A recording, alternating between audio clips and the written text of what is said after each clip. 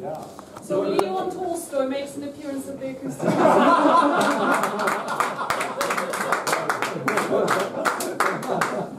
What looks more like a mariner? That More one. like what? Marinated. Oh, mariners. Marinated. So That or that? It's the cat. The cat. Yeah, the cow. Yeah. Back to float. You should have asked. Yeah, I'm hoping to conclude the story by Samuel Taylor Coleridge, the epic Rime of the Ancient Mariner. Conclude it. Before November. So it does, there is an ending. There is an ending to it.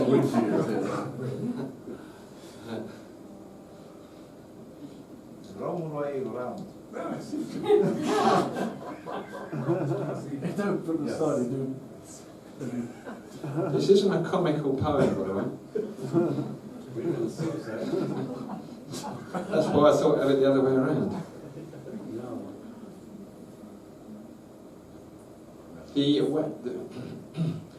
The wedding guest is listening spellbound to the tale of the old seafarer.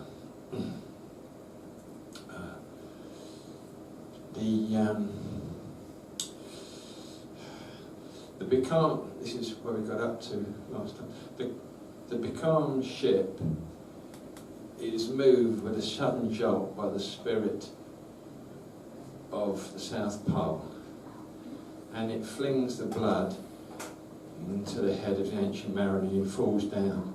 And whilst he's unconscious, he hears two spirits talking in the air. Is it he, quoth one? Is this the man by him who died on cross? With his cruel bow he laid full low the harmless albatross. The spirit who bideth by himself in the land of mist and snow. He loved the bird that loved the man who shot him with his bow. The other was a softer voice, as soft as honey dew. Quoth he, the man hath penance done, and penance more will do. But tell me, speak again, thy soft response renewing. What makes that ship drive on so fast? What is the ocean doing? Still as a slave before his lord, the ocean hath no blast. His great bright eye most silently up to the moon is cast, if he may know which way to go, for she guides him smooth or grim. See, brother, see, how graciously she looketh down on him. But why drives on that ship so fast, without or wave or wind? The air is cut away before, and closes from behind. Fly, brother, fly, more high, or we shall be belated, for slow and slow that ship will go, when the mariner's trance is abated. I woke, and we were sailing on, as in a gentle weather. 'Twas night, calm night, the moon was high, the dead men stood together, or stood together on the deck, for a charnel dungeon fitter, all fixed on me their stony eyes, that in the moon did glitter. The pang, the curse, with which they died, had never passed away. I could not draw my eyes from theirs, nor turn them up to pray. And now this spell was snapped. Once more I viewed the ocean green, and looked far forth, yet little saw of what had else been seen, like one that on a lonesome road doth walk in fear and dread, and having once turned round walks on, and turns no more his head, because he knows a frightful fiend doth close behind him tread. But soon there breathed a wind on me, nor sound nor motion made. His path was not upon the sea, in ripple or in shade. It raised my hair, it fanned my cheek like a meadow gale of spring. It mingled strangely with my fears, yet it felt like a welcoming. Swiftly, swiftly flew the ship, yet she sailed softly too. Sweetly, sweetly blew the breeze, on me alone it blew. Oh, dream of joy, is this indeed the lighthouse top I see? Is this the hill? Is this the kirk? Is this mine own country? We drifted o'er the harbour bar, and I with sobs did pray, oh, let me be awake, my God, or let me sleep alway. The harbour bay was clear as glass, so smoothly was it strewn, and on the bay the moonlight lay, in the shadow of the moon. The rock shone bright, the kirk no less that stands above the rock, the moonlight steeped in silentness, the steady weathercock, and the bay was white with silent light, till, rising from the same, full many shapes that shadows were, in crimson colours came. A little distance from the prow, as crimson shadows were, I turned my eyes upon the deck. Oh Christ, what saw I there? Each corse lay flat, lifeless and flat, and by the holy road, a man all light, a seraph man, on every course there stood. This seraph band, each waved his hand, it was a heavenly sight. They stood as signals to the land, each one a lovely light. This seraph band, each waved his hand, no voice did they impart, no voice, but oh, the silence sank like music on my heart. And now I heard the dash of oars, I heard the pilot's cheer, my face was turned perforce away, and I saw a boat appear. The pilot and the pilot's boy, I heard them coming fast. Dear Lord, in heaven it was a joy the dead men could not blast.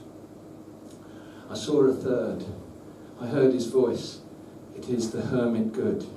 He singeth loud his godly hymns that he makes in the wood. He'll shrieve my soul, he'll wash away the albatross's blood. This hermit good lives in that wood which slopes down to the sea. How loudly his sweet voice he rears. He loves to talk with mariners that come from a far country. He kneels at morn and noon and eve.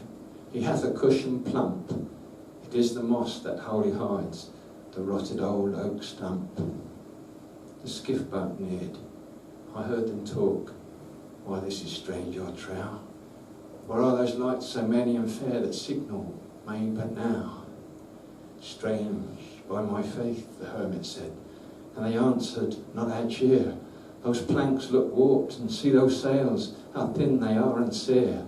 I never saw aught like to them, unless perchance it were brown skeletons of leaves that lag my forest brook along, when the ivy tod is heavy with snow, and the owlet whoops to the wolf below, that eats the she-wolf's young. Dear Lord, it hath a fiendish look, the pilot made reply. I am afeard. Push on, said the hermit cheerily. The boats came closer to the ship, but I nor spake nor stirred. The boat came close beneath the ship, and straight a sound was heard. Under the water it rumbled on, still louder and more dread. It reached the ship, it split the bay, the ship went down like lead. Stunned by that loud and dreadful sound that sky and ocean smote, like one that hath been 7 days drowned, my body lay afloat. But swift as dreams myself I found within the pilot's boat. Upon the whirl where sank the ship, the boat spun round and round, and all was still, save that the hill was telling of the sound. I moved my lips, the pilot shrieked and fell down in a fit. The holy hermit raised his eyes and prayed where he did sit. I took the oars, the pilot's boy, who now doth crazy go, laughed loud and long, and all the while his eyes went to and fro. Ah, quoth he, full plain I see, the devil knows how to row. And now all in my own country. I stood on the firm land. The hermit stepped forth from the boat, and scarcely he could stand. Oh, shrieve me, holy man. The hermit crossed his brow. Say quick, quoth he, I bid thee say, what manner of man art thou? Forthwith this frame of mine was wrenched with a woeful agony, which forced me to begin my tale, and then it left me free. Since then, at an uncertain hour, that agony returns, until my ghastly tale is told, this heart within me burns. I pass like night from land to land, I have strange power of speech. The moment that his face I see, I know the man that must hear me. To him my tale I teach. What loud uproar burst from that door? The wedding guests are there, and in the garden bower the bride and bridemaid singing are. And hark, the little vesper bell, which biddeth me to prayer. O wedding guest, this soul hath been alone on a wide, wide sea. So lonely 'twas that God himself scarce seemed there to be. Oh, sweeter than the wedding feast, 'tis sweeter far to me to walk together to the kirk with a goodly company, to walk together to the kirk and all together pray, while each to his great Father bends, old men and babes and loving friends, and youths and maidens gay. Farewell, farewell. But this I tell to thee, thou wedding guest, he prayeth well, who loveth well, both man and bird and beast. He prayeth best, who loveth best, all things, both great and small. For the dear God who loveth us, he made and loveth all.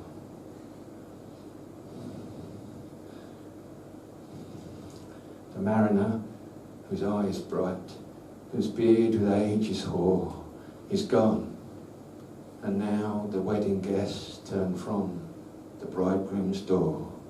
He went like one that hath been stunned, and is of sense forlorn, a sadder and a wiser man. He rose the morrow morn.